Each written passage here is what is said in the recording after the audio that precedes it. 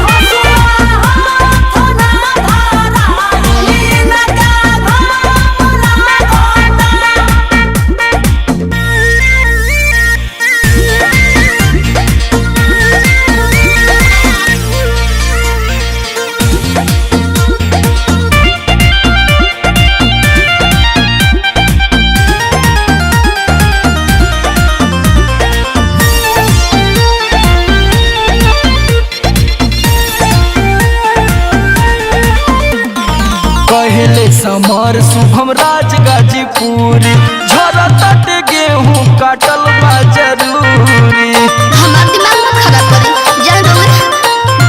हमारा से ढेर ना होई जी हजूरी ओतने तू करी हा जवन आटी जूरी।